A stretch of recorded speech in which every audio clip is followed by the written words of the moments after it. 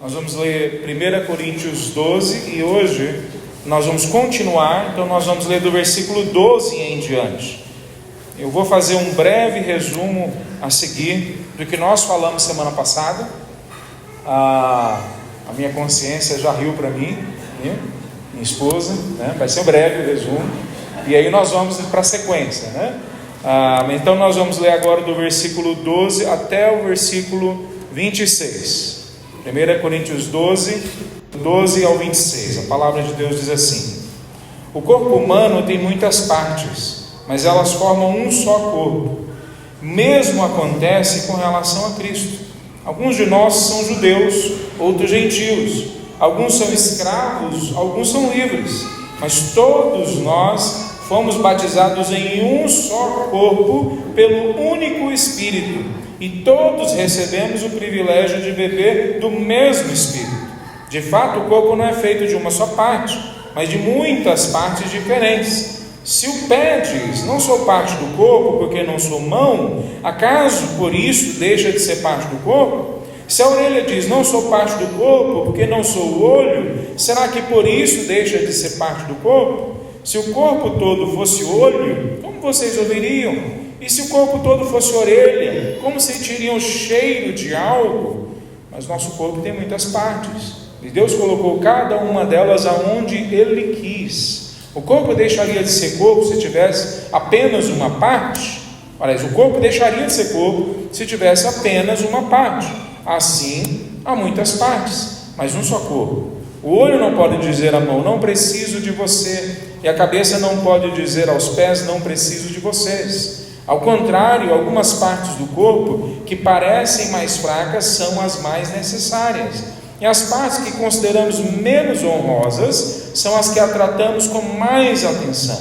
Assim, protegemos cuidadosamente as partes que não devem ser vistas, enquanto as mais honrosas não precisam dessa atenção especial. Deus estruturou o corpo de maneira a conceder mais honra e cuidado às partes que recebem menos atenção. Isso faz que haja harmonia entre os membros, de modo que todos cuidem uns dos outros. Se uma parte sofre, todas as outras sofrem com ela. Se uma parte é honrada, todas as outras com ela se alegram. Vamos orar? Senhor Deus, a Tua palavra foi lida e novamente é jogado o desafio a nós, ó Pai, de prestarmos atenção e nos submetermos à voz do Teu Espírito. Nós clamamos, ó Pai, que o Senhor faça então esse milagre em nós, que a nossa mente possa ser guiada pelo Teu Espírito a entender e como aplicar isso na nossa segunda-feira, na nossa família, na nossa vida, ó Pai. Não nos deixe sair daqui da mesma forma que entramos. Em nome de Jesus. Amém. Por sentarmos, irmãos. O tema desse sermão é a manifestações do Espírito, espiritualidade e sobrenaturalidade do Reino de Deus. Essa semana ouvi no Dr. Rissached, um vídeo dele, ele já partiu para a glória, ele comentando de uma irmã de uma igreja onde ele foi pregar, e ao chegar na igreja, a irmã disse para ele que falava em línguas, mas que havia tido uma surpresa muito desastrosa naquela semana. Alguém interpretou a língua que ela estava falando, e a língua que ela estava falando, que ela não sabia qual língua que era, qual que era o significado. Ela finalmente ficou sabendo. Ela estava desonrando o nome de Cristo Jesus, numa língua que ela não conhecia. Ela estava falando mal acerca de Jesus, uma língua que ela não conhecia. Ela se sentia edificada até então, porque achava que Deus estava falando a ela, mas a voz que ela estava ouvindo não era de um anjo, era de um demônio. Olha a complexidade que muitas vezes nós não prestamos atenção.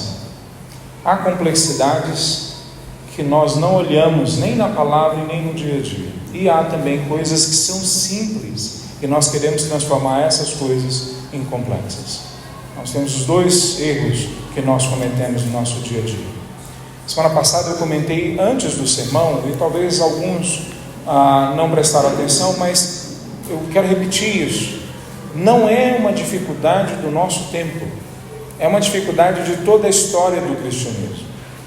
Primeira vez que nós tivemos um livro sendo escrito sobre o Espírito Santo foi no século XVIII. Até a Reforma, ninguém sequer escreveu com mais detalhes sobre o Espírito Santo. Pois é, até Calvino, 1500 e alguma coisa, a gente não tinha tido nenhum texto que falasse sobre o Espírito Santo. Os pais da igreja, durante 5 séculos, não falaram. Os credos não falaram.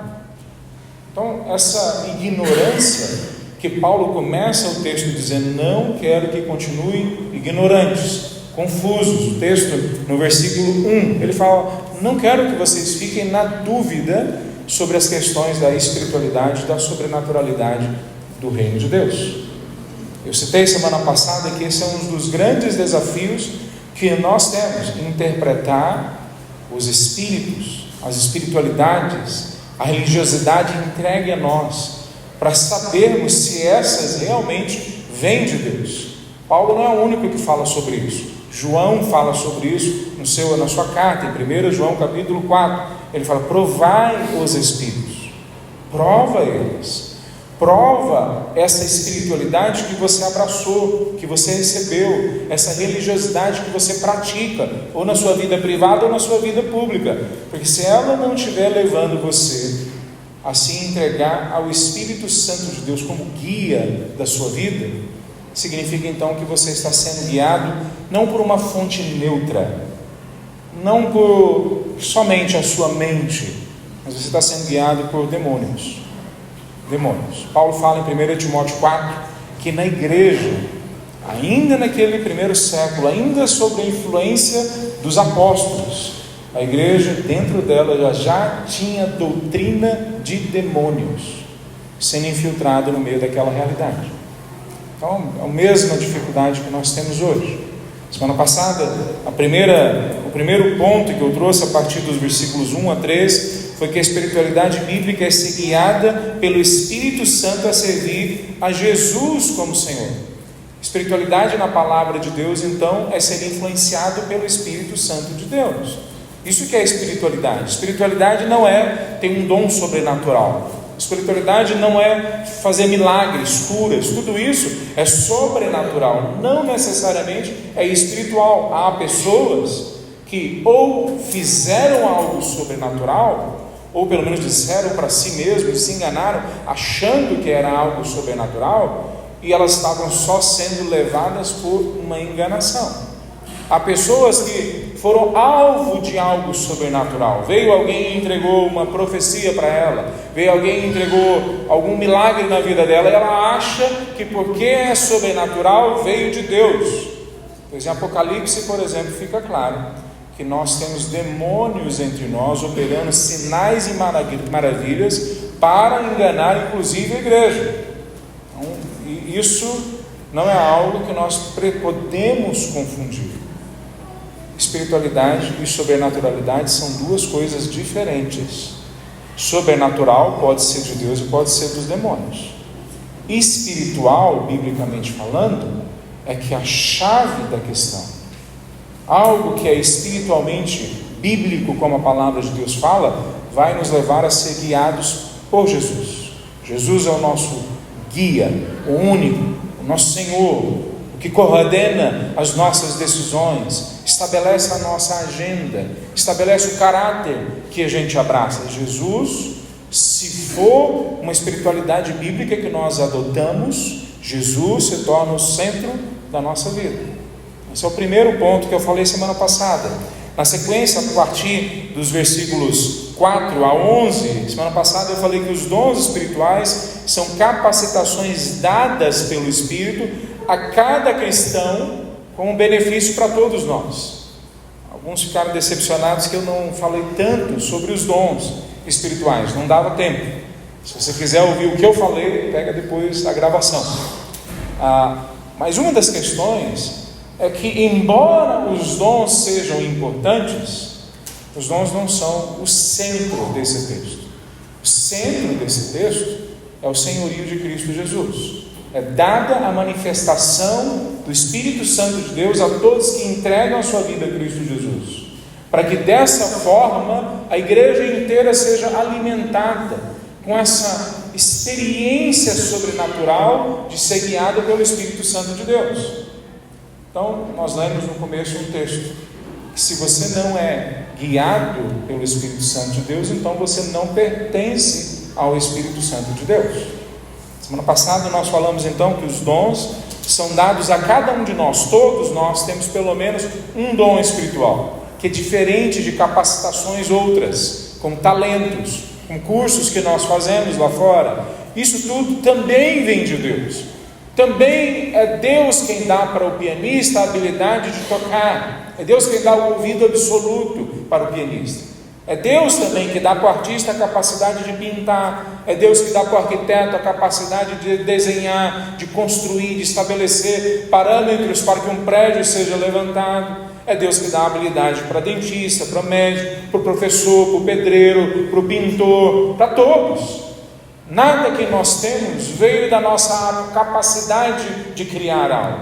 É Deus que nos dá. Mas os dons espirituais são dados quando nós aceitamos a Cristo Jesus. Eles são dados de tal forma que eles produzem resultados eternos aonde eles tocam. E os dons espirituais são dados soberanamente por Deus, a quem Ele quer, do jeito que Ele quer, produzindo o resultado que Ele quer. Nós não temos o controle sobre os resultados. Nós temos a decisão de sermos fiéis em usar os dons que Deus nos dá. Então, isso que nós vimos resumidamente semana passada. Eu queria agora a gente tratar desses versículos que nós lemos, do 12 em diante até o 26.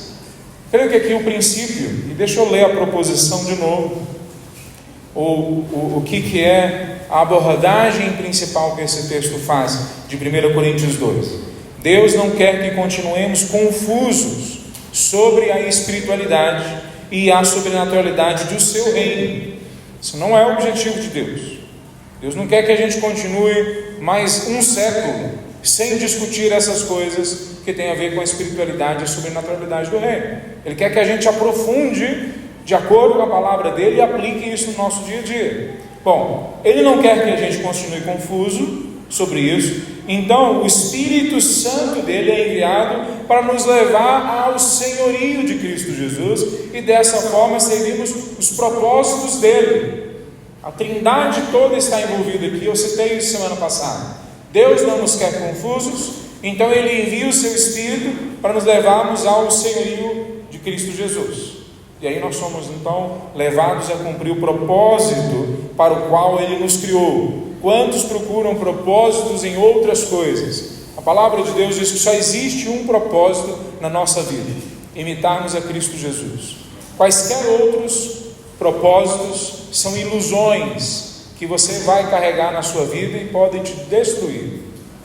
O propósito que a palavra de Deus nos criou diz que Deus nos criou para imitar a Cristo Jesus, ser como Ele, ter Ele como nosso guia, nosso Senhor em todas as áreas.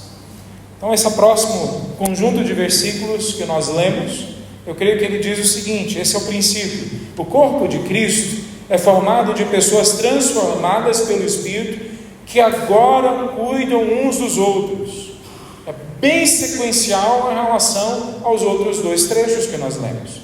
É como se Paulo estivesse repetindo de novo, mas acrescentando um outro foco agora. Quer dizer, os dons ou a manifestação do Espírito nos levam a sermos guiados pelo Espírito a servirmos a Jesus Cristo. Eles são dados a nós para o crescimento do corpo todo, mas ele é dado também a nós para que a gente cuide uns dos outros. Veja, nesse texto, eu comentei semana passada que o corpo de Cristo aqui não é só a igreja local. Na verdade, a igreja local ela é um microcosmo da igreja universal, daquela igreja que é composta por pessoas de todas as etnias que já foram alcançadas pelo Evangelho, pessoas de todos os continentes, pessoas de todas as idades, de todos os tempos. Nós fazemos parte de uma igreja que ultrapassa barreiras. Se você ainda não entregou sua vida a Cristo Jesus, deixa eu tentar explicar de uma forma dando uma ilustração. Quando nós entregamos a nossa vida a Cristo Jesus, significa que nós não somos mais brasileiros, como primeira coisa na nossa definição. Ainda nos apresentamos assim, porque ainda estamos nessa era, nesse momento da história. Mas de fato o nosso passaporte, a nossa identidade, a nossa origem não é mais aqui. Nós somos cidadãos do reino dos céus. Há uma outra cidadania que nós pertencemos a ela. Então é essa a realidade. Nós somos mais próximos de pessoas que entregaram suas vidas a Cristo Jesus no meio da floresta amazônica, no meio das etnias na China, no Paquistão, na Índia, nos locais mais distantes e diferentes culturalmente falando. Nós somos mais próximos de pessoas que têm a Cristo Jesus lá do que algumas pessoas que estão aqui do outro lado da rua nesse prédio. Eles são brasileiros, mas se eles não entregaram a vida a Cristo Jesus, o tempo deles é curto. Já o nosso, que teremos uma eternidade com os nossos irmãos, de etnias, de línguas, de culturas diferentes. São nossos irmãos em Cristo Jesus. Alguns de vocês são judeus, outros são gentios. Alguns são escravos, outros são cidadãos romanos. 10% só da população do primeiro século naquela região era considerada cidadão. Então grande parte da igreja era formada de escravos. E Paulo está falando, não interessa qual que é a sua condição social, nós fazemos parte do mesmo batismo. Veja, isso significa que esse ambiente que nós vivemos não pode frear, não pode resumir a nossa interpretação e a nossa ação do que é ser corpo de Cristo. Nós não cuidamos só das pessoas que estão de frente para nós, nós cuidamos dos nossos irmãos que estão do outro lado do mundo. Semana passada eu disse que além disso, nós não usamos os nossos dons só no ambiente da igreja local, nós levamos eles para fora do ambiente da igreja local para servir a Deus no mundo. Nós somos salvos no mundo, mas nós também somos salvos para o mundo, para transformar o mundo.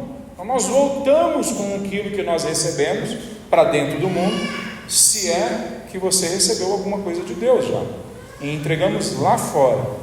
Por isso que a palavra de Deus diz que nós somos sal e luz. Veja, o argumento que Paulo fala é que nós somos batizados no mesmo corpo. Ele está usando a linguagem como se nós tivéssemos sido mergulhados dentro de um corpo. E por causa disso agora a imagem do corpo que ele começa a usar é tão importante. Se eu não entendo que eu faço parte de um corpo, eu não entendi boa parte do que significa viver na igreja, no novo céu, no novo tempo que Deus tem para nós. Por exemplo, Efésios capítulo 4, a partir do versículo 11, ele diz que quando todas as partes do corpo funcionam bem, é como se elas, por estarem interligadas, passassem a vida de um lado para o outro.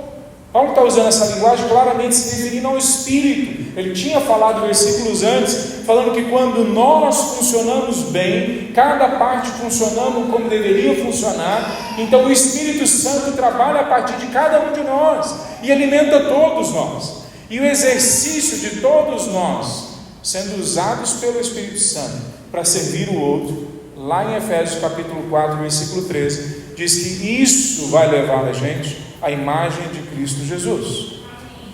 A imagem de Cristo Jesus nós não alcançamos, em outras palavras, indo para um retiro, para um mosteiro, ficando separados, vivendo a vida sozinho. Eu sou a igreja, só eu sozinho sou a igreja. Em nenhum lugar da palavra de Deus se fala sobre isso. Nós alcançamos a vida que Deus tem para nós quando nós vivemos no ambiente que Ele criou para nós, que é a igreja. Aqui nós servimos a Ele, aqui nós somos abençoados pelo Espírito Santo. Ele fala que nós somos batizados no mesmo Espírito. Em outros locais ele fala que nós temos só um batismo, um só Senhor, uma só igreja, um só Espírito. Então, quando a gente olha isso, por exemplo, e nós vemos o erro que a igreja, boa parte, tem cometido de um lado ou de outro, uma parte dizendo, por exemplo, que há um segundo batismo. Então você corta a igreja no meio. E quem tem o segundo batismo é crente de verdade, crente profundamente inspirado ou usado pelo Espírito de Deus. Os outros não, são crentes carnais, são crentes que não têm pedigree, são crentes que não sabem ainda o poder do Espírito Santo sendo praticado e vivido na vida deles. Bom, Paulo está falando bem claro aqui, tem um batismo. Todos nós fomos imersos nesse Espírito Santo de Deus, no corpo de Cristo. Não tem como tu interpretar em local nenhum da palavra de Deus que tem 2 batismos. Mas também tem o outro lado da igreja, que acha que porque todos nós já temos o Espírito Santo de Deus, não há nenhuma outra experiência além da minha racionalidade, além da minha entrega racional de falar que confio na Bíblia. Não há nenhuma outra experiência fora do natural. Para eles, muitas vezes, o natural é simplesmente a gente entender a palavra escrita de Deus. Certamente entender a palavra, a Bíblia, é fundamental, é essencial, é o que o Espírito quer promover dentro de nós, acima de tudo. Mas há sim um derramar do Espírito Santo de Deus, mostrado na sua palavra, momentos de avivamento, momentos que o Espírito Santo vem sobre nós e derrama não só dons espirituais, mas manifestações claras do seu poder. Pedro, quando pela primeira vez experimentando o dom do Espírito Santo de Deus, a presença do Espírito Santo de Deus dentro dele, prega um sermão, o mesmo Pedro medroso, que havia negado Jesus dias atrás, que ainda estava temeroso sobre uma série de coisas, que tinha a cabeça dura para entender as coisas que Cristo falava, que muitas vezes se colocava contra o plano de Cristo Jesus, a ponto de Cristo ter que falar duro com ele. O mesmo Pedro, quando agora sob um avivamento, um poder, um derramar do Espírito sobre ele, prega um sermão simples e 3.000 pessoas se convertem. 3.000 pessoas se convertem de uma vez. Veja, meus irmãos, essa é um dos nossos problemas. Quando nós escolhemos que dom de línguas, dom de curas, de milagres são a manifestação do Espírito Santo de Deus, nós nos tornamos capengas, como um corpo sem perna. Agora, quando nós elegemos o dom de ensino ou de pregação como o dom que todos têm que fazer parte, nós também nos tornamos capengas. E aí vem algumas contradições ou alguns maus entendidos que Paulo tenta lidar com essas pessoas. 3 maus entendidos, para ser mais exato. A primeira incoerência que ele traz é no versículo 14 e 15. Ele fala: se o corpo, de fato o corpo não é feito de uma só parte, mas de muitas partes. Se o pé diz, não sou parte do corpo, porque não é do jeito que eu quero, porque eu queria ser mão, que eu queria que essa igreja fosse diferente. Não, eu não quero saber dessa parte do corpo, eu não quero ser parte do corpo, eu não quero ser esse corpo. Como nós temos visto um movimento de desigrejados crescendo em nosso meio. Mesmo movimentos cristãos, muitas vezes têm promovido pessoas que acreditam que não precisam mais da igreja. E aí nós vemos, por exemplo, muitas vezes o próprio movimento missionário, criando na mente das pessoas que elas não precisam de estar junto com o corpo de Cristo constantemente, com a palavra de Deus nos orienta. E como é que Paulo trabalha? Como que ele responde a isso? Ele fala no versículo 18, respondendo 14 a 16, ele diz: nosso corpo tem muitas partes, e Deus colocou cada uma delas aonde Ele quis. Veja, a resposta de Paulo é trazendo para eles que não tem corpo só com uma parte, e não tem como eu não querer fazer parte do corpo e ainda querer ser corpo do Espírito Santo, o corpo de Cristo Jesus, ou parte da igreja de Cristo Jesus. Basicamente ele está dizendo: se eu realmente entreguei a minha vida a Cristo Jesus, mas escolho ficar longe do corpo que é a igreja, a minha ausência vai prejudicar o corpo, a minha ausência vai prejudicar as pessoas que estão ali esperando pela minha presença, pelo aquilo que Deus me deu, pela experiência que Ele colocou dentro de mim, pelo dom que Ele me deu. Então ele está falando quando a mão diz que não quer mais ser mão e por isso diz eu não sou parte do corpo, ele está se referindo ao fato de que quando nós nos colocamos fora, nós prejudicamos não só a gente, nós prejudicamos as pessoas que estão em volta da gente. Imagina você acordar de manhã e sua perna se rebelar contra você. Não vou mais funcionar como perna. Todo o corpo vai padecer por causa de uma parte. Essa é uma das maiores dificuldades da igreja entender sobre espiritualidade. Elas acham que a igreja depende dos pastores e dos líderes, quando muito dos diáconos e alguns outros líderes. Não, meus queridos, nós dependemos, obviamente, do Espírito Santo de Deus, mas que trabalha a partir de todos os que fazem parte do corpo de Cristo. E quando uma parte decide não se dedicar ao serviço do reino, ela não está só se prejudicando, ela prejudica todo mundo, todo mundo. A próxima contradição que ele apresenta, ele fala, se a orelha diz, não sou parte do corpo, não, na sequência, o 17, se todo o corpo fosse olho, como vocês o veriam? E se todo o corpo fosse orelha, como sentiriam cheiro de algo? A primeira contradição é, alguns entendendo que não tem que fazer parte do ajuntamento, do corpo. A próxima é, a igreja inteira querendo ser só uma coisa. O que é importante é ser pregador. O que é importante é saber ensinar o Evangelho. Aí vem outra igreja e fala, não, o que é importante é a intercessão, é a gente orar. O que é importante é a gente ter dons de milagre acontecendo entre nós. Vamos fazer uma fila aqui e vamos orar para Deus curar todo mundo. E essa igreja vai alimentando que ou você tem que ser assim, dessa forma, com esse dom, ou você não é crente de verdade, não é maduro de verdade. E Paulo está dizendo, se todo mundo for olho, como é que a gente vai sentir cheiro? Se todo mundo for olho, como é que a gente vai ouvir? Se todo mundo quiser ser só um tipo de pessoa, usar só um tipo de dom, isso significa que nós nos tornamos uma anomalia. Quantas igrejas se descrevem exatamente assim? Só é batizado no Espírito quem fala em línguas. Só é realmente crente de verdade quem consegue ensinar a palavra de Deus com profundidade, como os reformadores. Quantas igrejas acabam se tornando uma anomalia? Paulo responde para essa contrariedade na sequência. Ele fala, o corpo deixaria de ser corpo se tivesse apenas uma parte. Mas nós somos muitas partes, porque nós somos um corpo. Veja, a lógica que Paulo está usando é que a ideia da igreja faz sentido. É algo que se conecta não só emocionalmente, mas intelectualmente. Aliás, em Romanos capítulo 12, ele diz que é o nosso culto racional, pensado, considerado, levado para a lógica, é o que Deus aceita como adoração.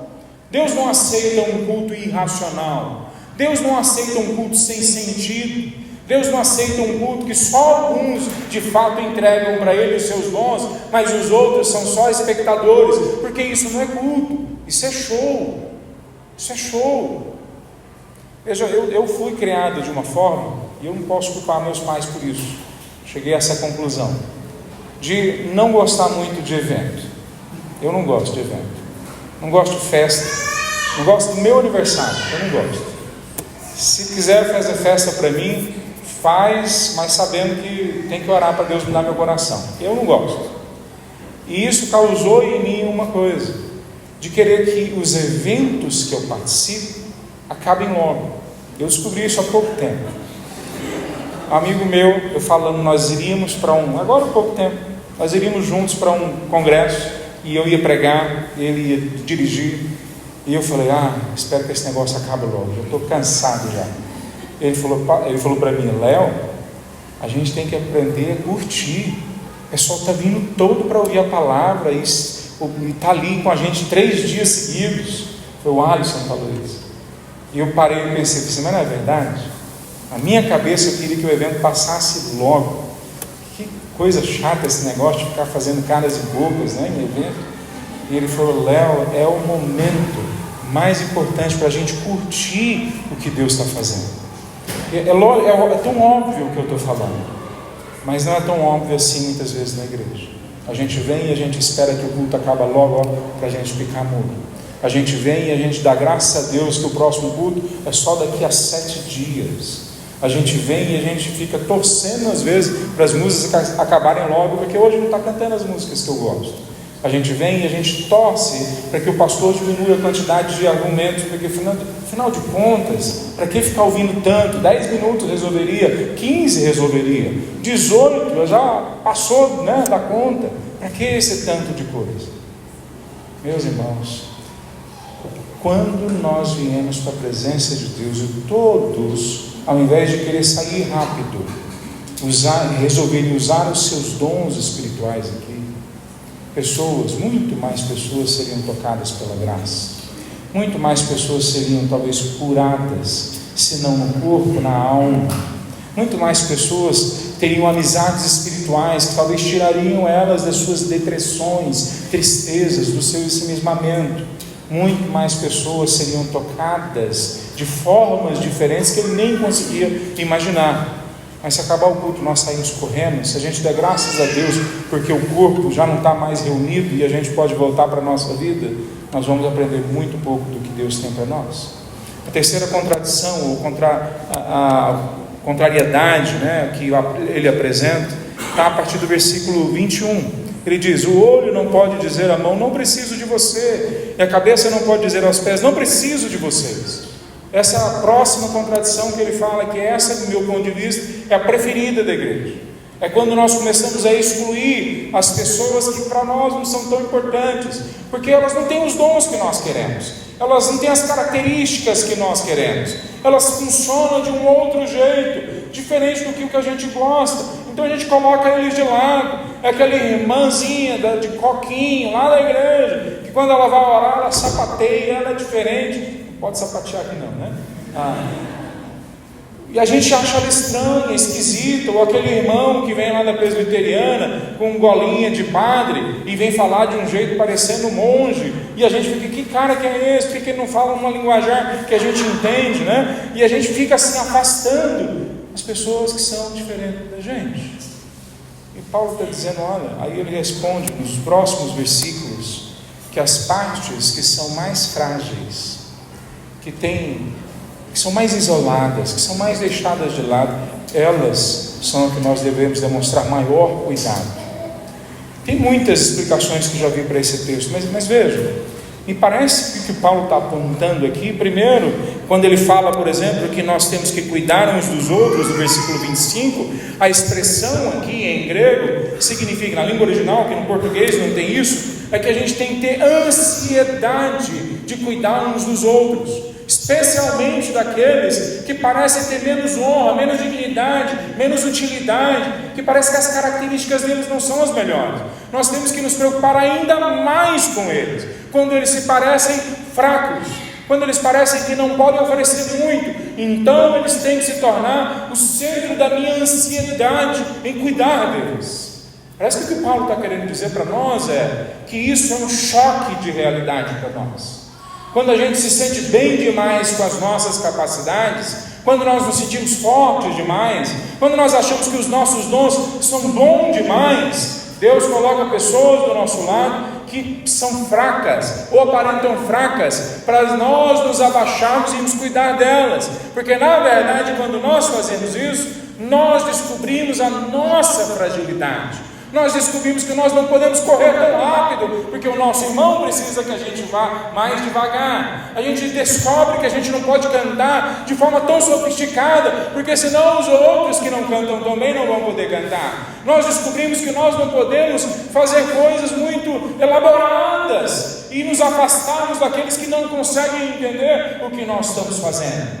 Nós descobrimos bem rápido que quando nós olhamos para a fragilidade do outro e resolvemos cuidar dele ao invés de criticá-lo, resolvemos nos doar para ele ao invés de colocá-lo de lado, nós nos tornamos também frágeis, nós nos tornamos também mais lentos, nós nos tornamos uma igreja talvez que vai mais devagar, mas nós nos tornamos uma igreja mais alegre, mais feliz, mais cheia da consciência de que aqui todos são cuidados.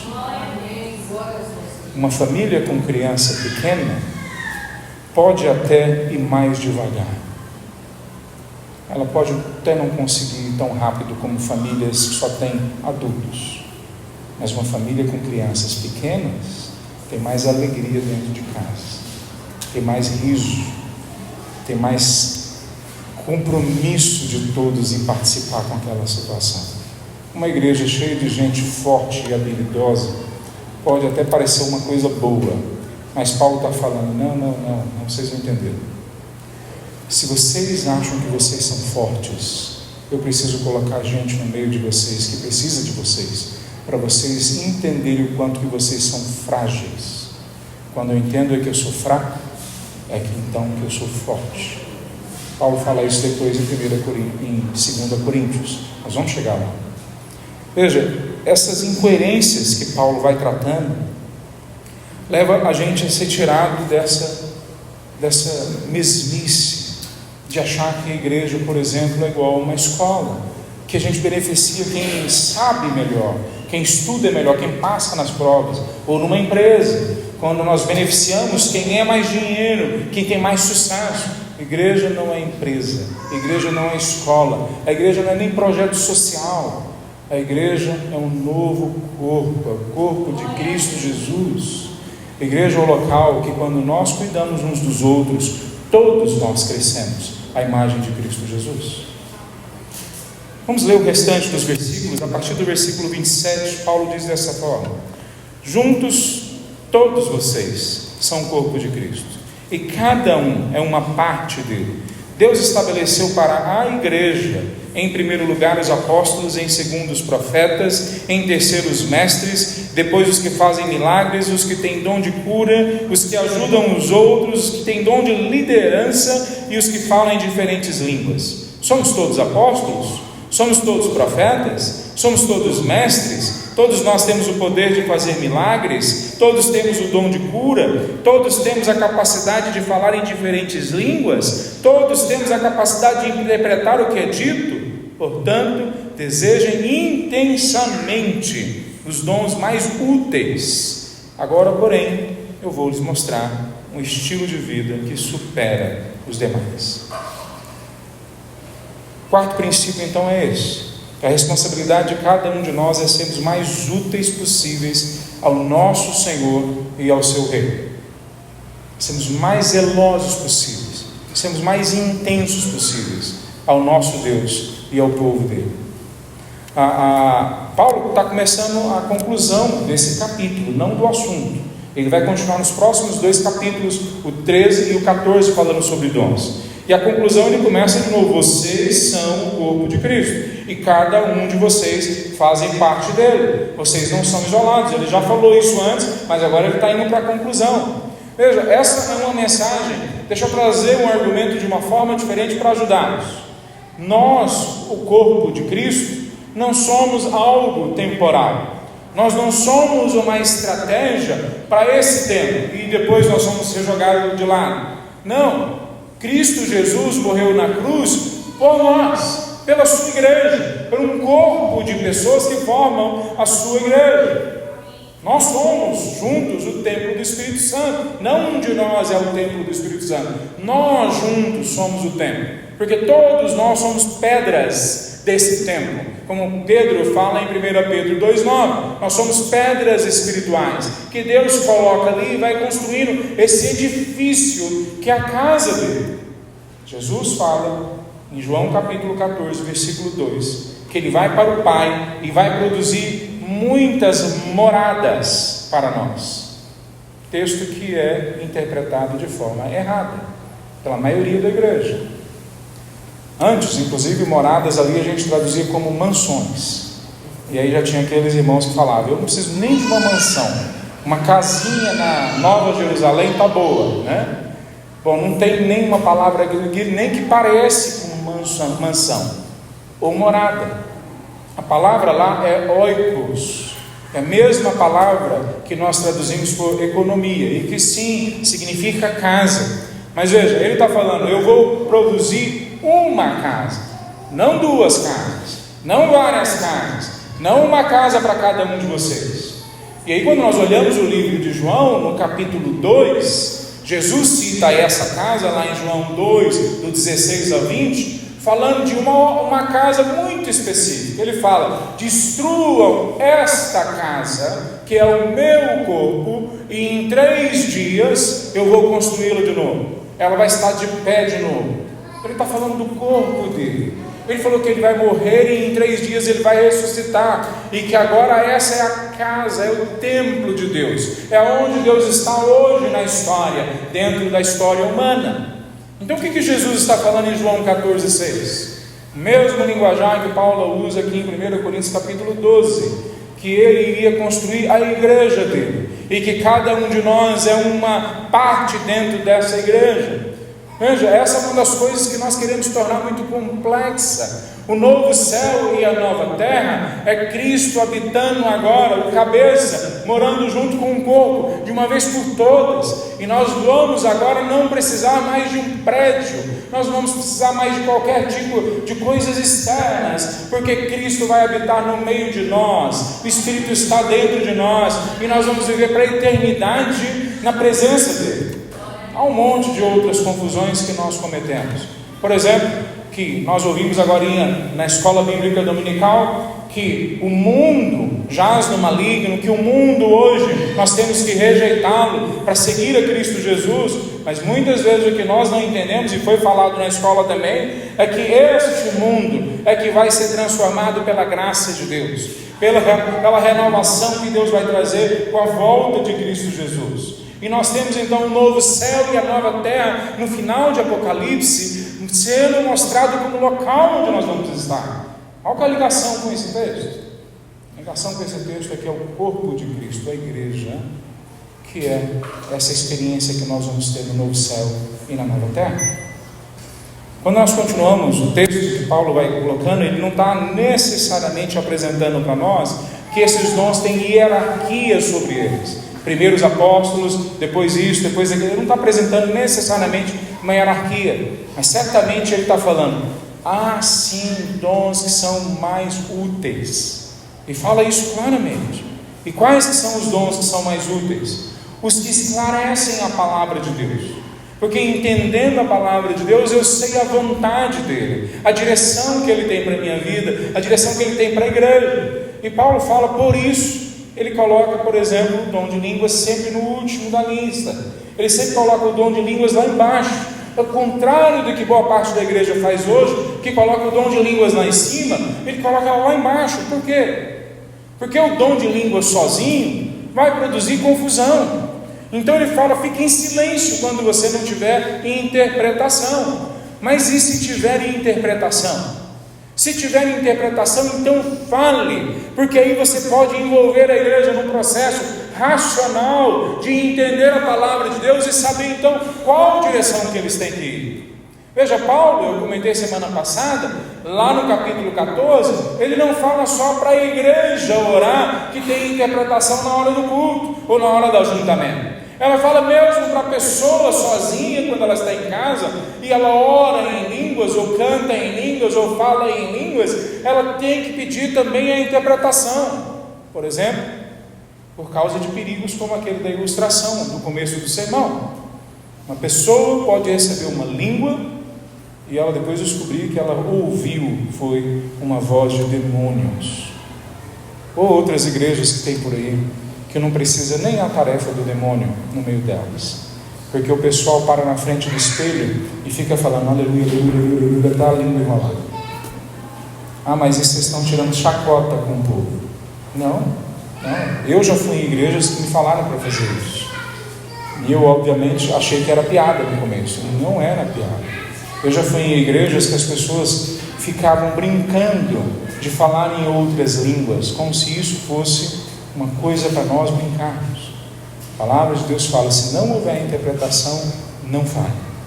Se você for falar só para você, então peça também a interpretação, para que a sua mente participe. Veja, esse texto termina no versículo 31 dizendo: desejem intensamente os dons mais úteis. E essa é um outro versículo difícil de ser traduzido. Então eu não vou falar agora necessariamente que existe só essa possibilidade de tradução, mas eu creio que pela pista toda que a gente tem no texto, a melhor seria o que eu vou falar. Mas vocês avaliem. O que normalmente as pessoas pensam temos que desejar novos dons espirituais. A gente tem que desejar novas ações ou manifestações do Espírito Santo de Deus. Normalmente é isso que as pessoas entendem. A maior parte das traduções vão nessa direção. Mas quando a gente olha para o grego, essa nem é uma das primeiras possibilidades de interpretação. Há outras duas que me parecem mais coerentes. A primeira tem a ver com o capítulo próximo, capítulo 13, que nós vamos pregar daqui 2 semanas. E ele basicamente estaria dizendo: eu acabei de falar sobre esses dons, mas há um caminho muito mais excelente. Desejem esse caminho, que é como ele termina o versículo: vou lhe mostrar um estilo de vida que supera todos os demais, supera todos os dons, supera tudo que vocês possam querer fazer, supera todas as habilidades que vocês acham que é o Espírito que está dando para vocês.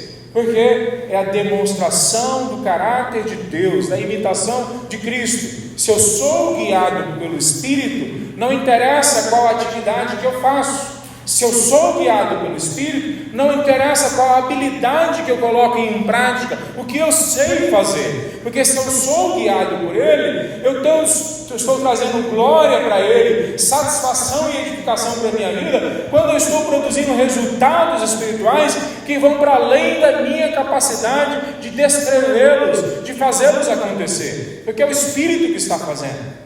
Então, se é o Espírito quem faz, eu não preciso ficar muito preocupado se o meu caráter está moldado pelo Espírito de Deus. Há, no entanto, uma segunda interpretação ou tradução para esse versículo. E eu acho que, por mais que essa que eu acabei de falar seja muito interessante, e ela vai se concluir, ela vai nessa direção no capítulo 13, eu acho que Paulo está falando uma outra coisa aqui, antes disso.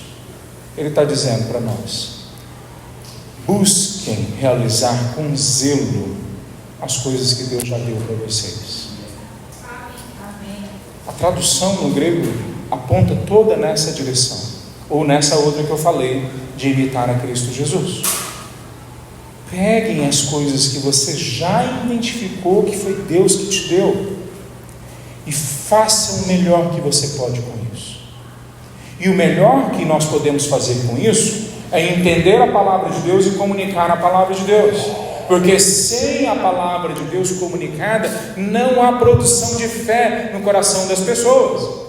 Por isso, não importa o dom que eu tenha, o foco sempre é o mesmo, de usar a habilidade que Deus me deu para trazer a atenção da pessoa para a palavra de Deus. Então, se eu tenho o dom de misericórdia, eu posso não saber falar com clareza, mas eu tenho que de alguma forma aproximar a pessoa da palavra de Deus, onde a palavra fala o que é o dom de misericórdia. Se eu tenho o dom de línguas, então eu vou orar por interpretação. Se eu tenho o dom da generosidade, eu vou dar às pessoas o dinheiro, o recurso que elas precisam, mas não trazendo atenção para o recurso ou para a minha bondade, mas trazendo atenção para o suprimento de Deus. Porque Ele tem promessas para nós, que Ele cuida da nossa família, da nossa casa, e às vezes o cuidado dele vai vir pelo nosso irmão mais rico, pelo nosso irmão que tem recurso, que tem o dom da generosidade. Então todos os dons, o dom do serviço, todos os dons eu uso com o maior zelo possível, trazendo a pessoa para prestar atenção na palavra de Deus, em Cristo Jesus. Eu creio que é isso a direção que Paulo está terminando esse texto. Tem um monte de dons por aí, e você já recebeu um. Se você entregou sua vida a Cristo Jesus. Se você não entregou a sua vida a Cristo Jesus ainda, o que eu posso dizer para você é: há um mundo de coisas que você ainda não experimentou, mas mesmo agora, os talentos que você recebe também foram entregues pelo Senhor Jesus. Se entregue a Ele e fala: Senhor, eu vou usar com vigor as coisas que o Senhor já me deu. Veja, quando a gente olha por esse olhar, fica muito mais claro no restante do texto, quando ele fala dos dons, e ele não faz uma lista exaustiva de todos os dons, ele cita só 9 dons. E ele fala, são esse tipo de coisas que Deus faz em nós e através de nós. Se todos vocês usarem as habilidades que vocês já identificaram, se todos vocês colocarem isso dentro da vocação que Deus já identificou para vocês, então vocês todos vão ser usados para a honra e para a glória dele. Essa é uma das dificuldades que às vezes a gente tem, não só o dom espiritual, mas as nossas vocações. Veja em Filipenses 2, 12 a 13, Paulo fala que nós temos que desenvolver a nossa salvação. Mas não é Cristo Jesus que nos salvou? Sim, mas ele fala que através da santificação nós estamos sendo salvos do poder do pecado. Ouvimos na escola bíblica agorinha. Mas mais do que isso, no 13 ele diz que é dado para nós o desejo e a capacidade de fazer a vontade dele. Nos fala que ele nos dá desejos santos, aspirações santas. Mas quantas pessoas eu tenho visto que abafam as aspirações, não são nem os dons, ela nem chega a cogitar as capacitações que Deus dá, ela abafa, são sonhos que Deus coloca no coração dela, há sonhos santos, aspirações santas, desejos santos de servir a Deus. Elas abafam, até não ter mais nenhuma voz sendo ouvida ali. É como Paulo fala em outro local, que nós extinguimos a voz do Espírito Santo dentro dos nossos corações. Ele está falando mais uma vez para nós, olha, prestem atenção. Espiritualidade é simples, é ouvir o Espírito Santo de Deus aplicando a sua palavra aos nossos corações. É colocar em prática o que nós já entendemos, vivendo para a glória dele todos os nossos talentos, todas as nossas vocações. É parando e fazendo silêncio para que a gente possa ouvir dele qual é a vocação que ele nos deu. Grande parte das pessoas que eu converso estão querendo trocar rápido de emprego, querendo trocar rápido de profissão, querendo trocar rápido o seu papel na sociedade, deixar de ser pai de criança pequena para ser pai de adulto, que aí ele não tem mais dificuldade, deixar de ser solteiro para casar, deixar um monte de coisas, então fazer outras que ela realmente quer.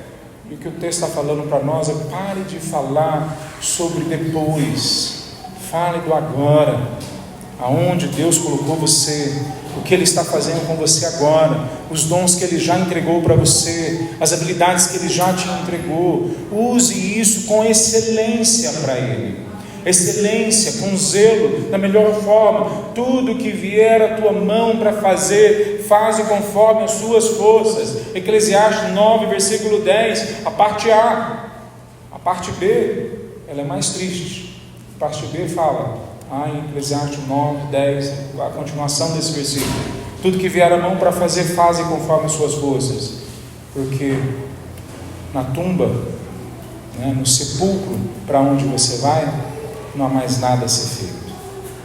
Ele está dizendo a mesma coisa que lá em Hebreus ele fala: hoje é o dia da salvação, hoje é o dia que nós nos entregamos a sermos úteis para Deus.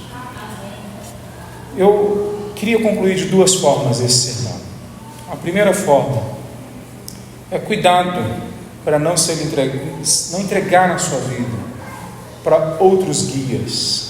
Eu falei um pouco sobre isso na conclusão semana passada, mas eu gostaria de reforçar mais uma vez: quem não é guiado pelo Espírito Santo de Deus não é guiado por algo neutro, é guiado por demônios.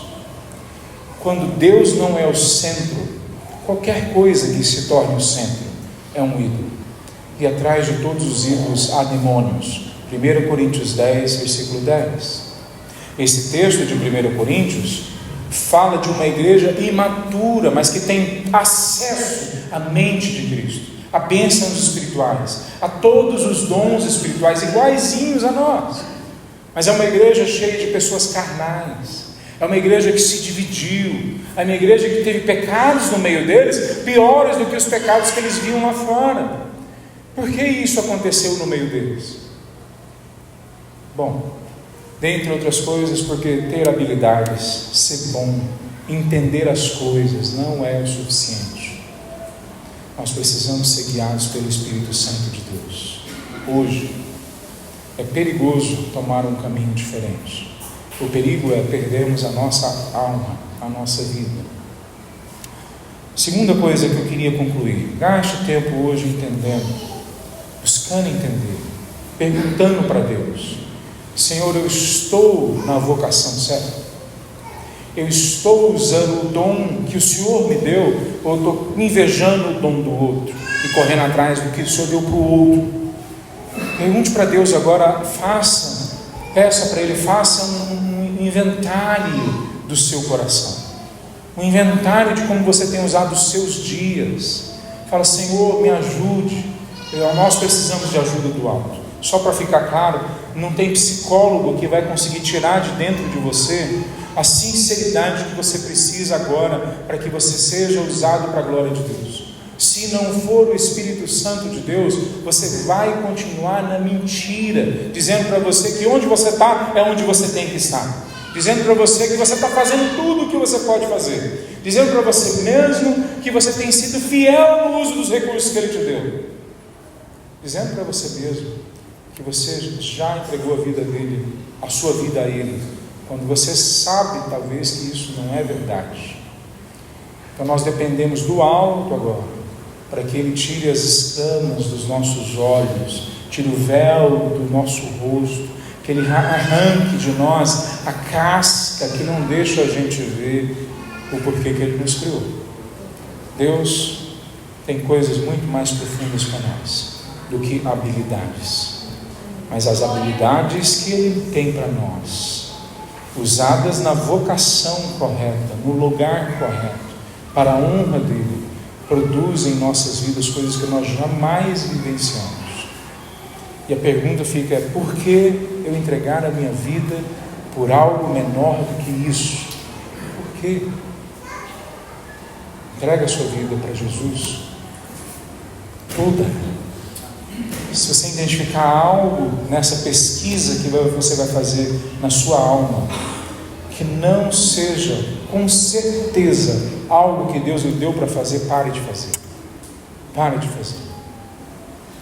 Profissão, papel que você assumiu, uma tarefa, o que seja, o dom que você luta por ele, pare de lutar por coisas que já não estejam nas suas mãos. Primeiro valoriza o que Deus já te deu. É sim possível que Deus te dê outras coisas. E a minha oração é que Ele dê muito mais para todos nós, porque todos nós vamos crescer com muito mais clareza e velocidade a imagem de Cristo Jesus. Mas que adianta nós perseguirmos coisas novas, quando aquelas que já estão nas nossas mãos, nós não conseguimos dar a devida atenção a elas? Então, coloque diante de Deus tudo que você tem, fala: Senhor Deus, faz o inventário da minha alma, me ajuda a entender o que eu tenho que mudar e entregar a Ti. Vamos ficar em pé, meus irmãos.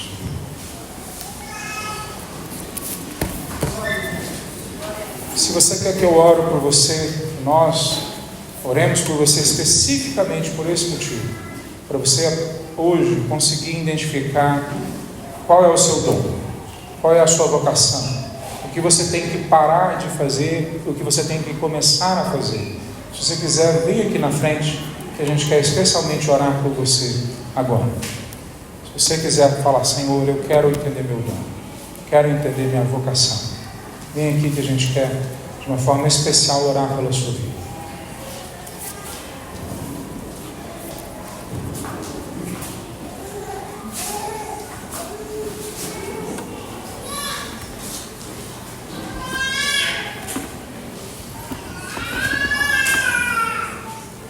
Vamos orar, meus irmãos. Santo Deus, nós precisamos entender, todos nós, o Teu dom, o dom que o Senhor deu para nós, a vocação, a direção que o Senhor deu para cada um de nós. Nós sabemos, ó Pai, que nós somos únicos diante de Ti, do Teu plano. Ó Pai, em especial essas pessoas que vieram aqui à frente, ó Pai, abra a mente delas, esclareça para elas, Senhor, abra para elas um novo caminho, que fique clara a vocação, que fique claro o dom, que fique claro, Pai, o que eles têm que fazer, o que eles têm que parar de fazer. Senhor Deus, abra para eles, ó Deus, com clareza, qual que é o próximo passo, qual que é a próxima tarefa a ser realizada. Ó Deus, se há algo feito sem excelência, que eles querem mudar isso na vida deles, mude agora. Se há procrastinação, se há qualquer coisa, Deus, que desvie eles do foco que o Senhor tem para eles, quebra agora em nome de Jesus. Estabelece um novo começo, um novo momento. Nós clamamos, ó Pai, que Teu Espírito Santo, ó Deus, não permita obra nenhuma de Satanás continuar na vida deles, na mente deles, no coração, nas emoções, ó Pai, mas que Teu Espírito tenha liberdade para produzir, ó Deus, com Teu poder, a transformação na vida de cada um deles, que eles estão procurando hoje aqui na frente. Em nome de Jesus, ó Pai, que nós oramos. Amém. Amém. Poder sentar, meus irmãos. Poder sentar. Deus abençoe.